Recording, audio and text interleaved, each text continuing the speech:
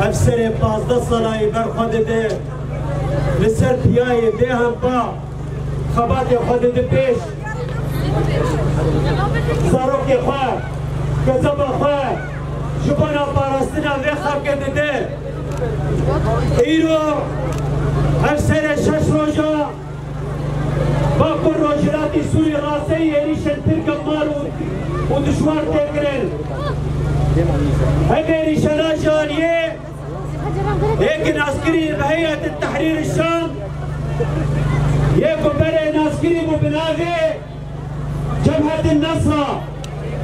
یک زاروک و کذبه و قیزو خورده و کانو خورده و جن و مر للسرقانية ده ضد البركوت الحميسة ده بوجه وبعدين خشقان ده إيلو أو كسانا ببشقرية دولة فاشيست حكومة فاشيست يا تركيا يا أردوغاني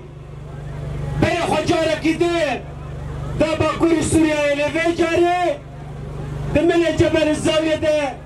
حطاني حلبي حطاني ادلب وحماية وقال لي ما يا شيخ مقصود واشرفية خص النظر شنبرة كده شبلي بينا قال لي ما يشابه وترف عدي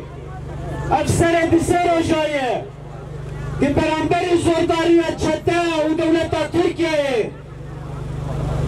زورية دكشينة زحمتية دكشينة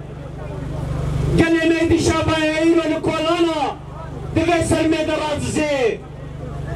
بنده يقول ريك فبي جرد بجريكي مروضاي هما لسروي خباطي دكين لما خابين اجهزة قطندرو دي حماه نظام عالمي طبيعي وصنف عندهم ارهابي ايوه دي بنت شعر وادا قال سوريا بالبلدك راس الرجيم عشانها تعرفي روسيا تدا هرفي لتبدي ابانا هرفاندنك هما خوزاية افايا